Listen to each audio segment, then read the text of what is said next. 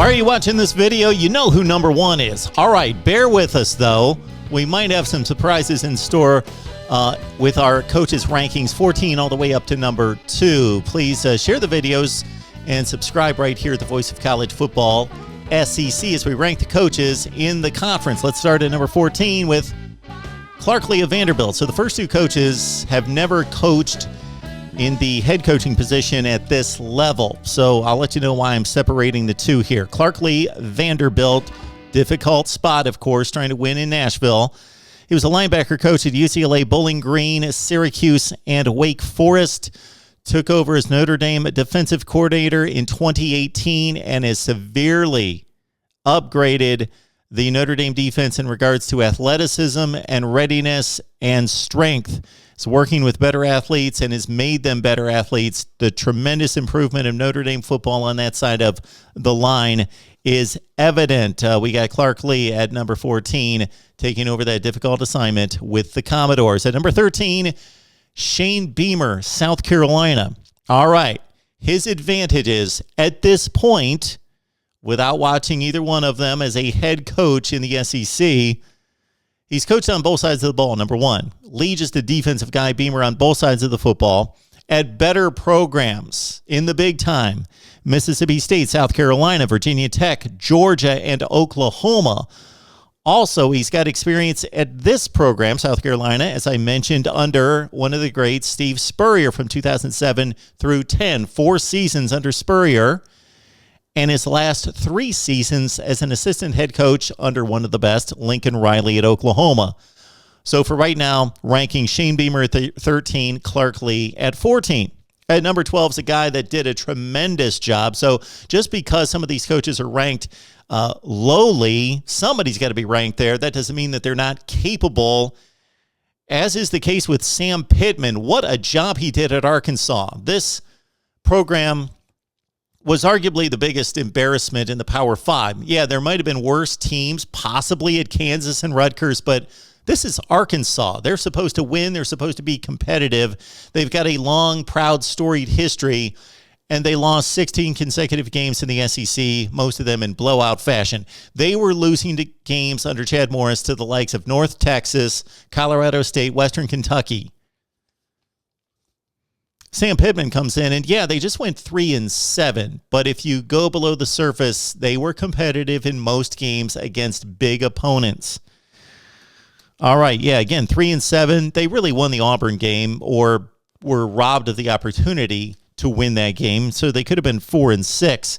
This guy, an offensive line coach, his entire career basically going all the way back to 1994. He's 59 years old, and he's been doing this since 1984, and he finally gets his shot, and he gets it at a major school. So good luck to Sam Pittman, off to a great start. Again, the record doesn't look good at 3-7 unless you know the story there in Fayetteville. At number 11, we've got Josh Heupel of Tennessee. Okay, did a nice job at UCF, but of course Scott Frost had done a better job at UCF. So he went 28-8 in Orlando, 19-5 in the American Conference, the best of the group of 5 conferences. But again, Scott Frost led them to an undefeated season, and they were dropping a little bit each season at Central Florida. He's a quarterback coach. He was a national championship quarterback. He did a fine job in coaching quarterbacks both at Oklahoma and Mizzou. Maybe Josh Heupel can develop a quarterback for the first time in forever at Tennessee. We've got Heupel at number 11 because of his success, of course, at UCF. At number 10, Eli Drinkwitz, doing a fine job at Mizzou thus far. In 3 consecutive years, you talk about career movement from offensive coordinator at North Carolina State to head coach at Appalachian State, winning the Sun Belt, going 13-1, and then he goes to the SEC and is the head coach at Missouri. He comes off a decent season, his first campaign there at 5-5. Basically, everywhere he's been, they've won, both as a head coach and as an assistant coach. They had a rough finish against both Georgia and Mississippi State in getting clocked, so we'll see how Mizzou rebounds during the offseason coming up with a full slate here in 2021 under Eli Drinkwitz. At number 9, the new guy on the Plains, Bryan Harsin, very impressive at Boise State, but consider he didn't build the program at Boise State. Great record at 45-8 in the conference, 69-19. If he could match those numbers in the SEC, then they would not be missing Gus Malzahn, that's for sure, or Tommy Tuberville, or maybe even Pat Dye. He won 3 Mountain West Conference championships, finished in the top 25 4 times in 7 years. But again, Dirk Cutter, Dan Hawkins, Chris Peterson, those guys built the program. Harsin just maintained it. We'll see what he can do stepping up in caliber in a very difficult place to win. Not that Auburn's not loaded with talent. Gus Malzahn left him with top 10 to 15 talent, but with that schedule in that state, Bryan Harsin's got his work cut out for him on the Plains. At number 8, going to go with Lane Kiffin here. 5-5 season in his first campaign in Oxford. Of course, he was one of the youngest head coaches in the history of both major college football and the NFL. Tennessee, the Raiders, USC, and I'm talking about prime jobs at both levels. It's been pretty remarkable. Of course, he got his tutelage after his fall from grace at USC, going to Alabama as an offensive coordinator under Nick Saban. That's a familiar story. Then he goes to FAU, turns around that program, has a really good run at 26-13, 18-6 in the conference with a couple conference championships. They basically didn't play a bad game last year, except maybe the Arkansas loss. They turned the ball over all over the place. They took Alabama to the wire. They scored a ton of points against Florida. Ole Miss played well, and they capped off the season with a nice win against a top 15 Indiana team. So they beat Kentucky, Mississippi State, and again, Indiana. They played to the wire against Auburn. Got some bad breaks and possibly a bad officiating call late in that game. So Ole Miss really coming off a nice season under Lane Kiffin. It's year 1, so let's hold off. But I've got him at number 8. Distinguishing number 7 from 8 within the Magnolia State there, Mike Leach, of course, has shown that he can win at multiple places. He went to Texas Tech initially, and that's where he made his name with the air raid offense. Think about this. Would you be surprised if Texas Tech finished in the top 25 in the nation 5 of the next 6 seasons? Well, that's what Mike Leach did at Texas Tech. They finished ranked in the final poll 5 times in his last 6 years. Then he went to Washington State, and they had been winning 2, 3, 4 games over the previous decade, and he turned Washington State into a winner. As high as 11-2 and top 10 in the country. So now he comes to Mississippi State. They have the big first game against the defending national champion LSU Tigers in Death Valley. Then the passing game completely went off the rails, unlike any other time in his career.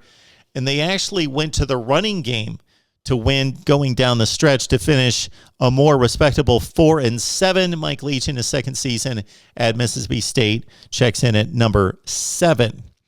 All right, we go to number 6 and had to make a call here. And those national championship coaches and guys that get to major bowl games, I got to keep them at the top. But I almost lifted this guy into a higher standing. Mark Stoops of Kentucky, 49-50 with the Cats, 24-42 in the SEC doesn't sound good, but 3 consecutive bowl wins.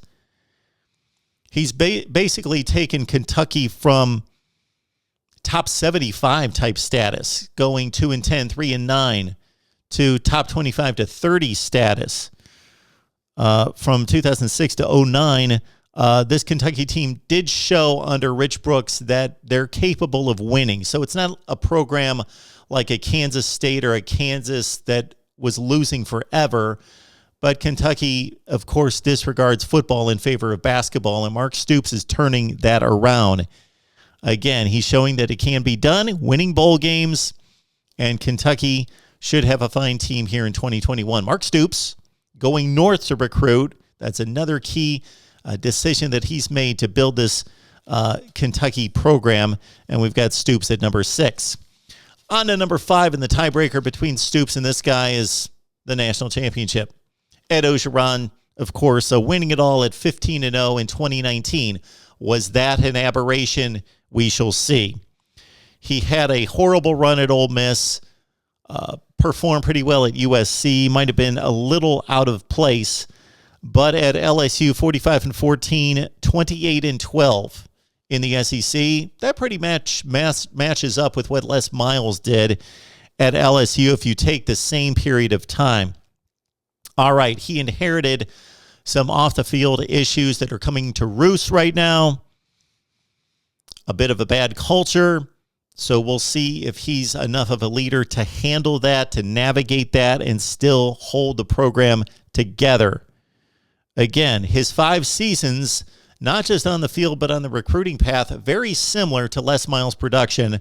Top 5 talent, but not necessarily top 5 finishes outside of the Joe Burrow, Joe Brady year of 2019. Ed Orgeron at number 5. Moving up to number 4, Dan Mullen of Florida. I had a few people call me crazy when I rated Mullen over Kirby Smart last season going into 2020. So, I ranked Mullen over Kirby Smart. Mullen, for the first time, won the head-to-head, got past Georgia, won the SEC Eastern Division, and played Alabama better than anybody. Ohio State, Notre Dame, anybody in the country, Texas A&M included. Florida gave them their best game. All accomplishments for Dan Mullen in 2020. However, I didn't like the look of what used to be harmless distractions, harmless kind of buffoonery, seemed pretty harmful to his team and his program and his reputation and the look of the program in 2020. There was the Missouri fight in which he ran out onto the field and escalated an issue there. He also had the situation where he complained about the loss at Texas A&M and blamed it on the roaring 22,000 person crowd. And then, of course, the way he handled the bowl game was not good. Yes, he was void of his best talent, especially on offense, of course, and he knew that they were in trouble. This happens on a fairly regular basis. Be a big boy. Ready your team to play competitively, to be proud of their program, to be proud of the big stage, to fight. And even if you lose by 2 or 3 touchdowns, you gave it an effort. And like North Carolina against Texas A&M without their best players, people will understand. Mullen didn't prepare his team. He gave up. They showed it, and they got blown out and embarrassed in the Cotton Bowl. So that was not a good look. So I'm actually dropping Mullen based on the buffoonery and that you need a respectable guy running the program. That said, I've stated a lot of negative. He has raised the bar at Florida each season he's been there. Started at 4-7 the year before he arrived. Then 10-3 with a major bowl win. 11-2 with a major bowl win. And then he finally wins the SEC Eastern Division and gets past Georgia. Can he maintain it? Based on the recruiting rankings, it doesn't appear so. Okay. Dan Mullen, we've got to remind him that it's his number one responsibility to lead this program on the field and off the field and to understand the brand image. All right. Dan Mullen at number 4. All right. That leaves Kirby at number 3. And he runs an elite program. He was put in a good position by Mark Richt, and he has raised the level of play on the field. And, of course, that seems to be mostly tied to the recruiting rankings where Georgia is stacking a roster and has under Kirby Smart since 2017 that rivals anybody in the country. He's losing the big games, yes, but let's not forget that he did go to a national championship game in 2017, and he came that close to winning. This Georgia team, though losing to Alabama in 3 crucial games in the past 4 seasons, has played Alabama as well as anyone. They lost by 17 last year, but they were in it with 7 or 8 minutes left to go, down by a field goal. They, of course, had a fourth-quarter lead in the other 2 games in the national title game and the SEC championship game. Kirby Smart's doing a remarkable job at Georgia in regards to building a program, stockpiling talent, Needs to work on the quarterback situation. We'll see what JT Daniels can accomplish this year. Of course, Kirby may have botched the Fromm versus Fields decision, and that would be the issue. And he's not necessarily shown us that he deserves to be considered a great game coach yet. All right, we rise to number 2 and a national championship winning coach in Jimbo Fisher. He did that at Florida State. He arrives at Texas A&M, and he's being paid to win the SEC and then go on and win a national championship. $75 million over 10 years. And Texas A&M is decidedly better today than they were when Jimbo Fisher took over the program. The program was recruiting well. Of course, he's got a rabid fan base, so much support, facilities, money, everything to do the job there.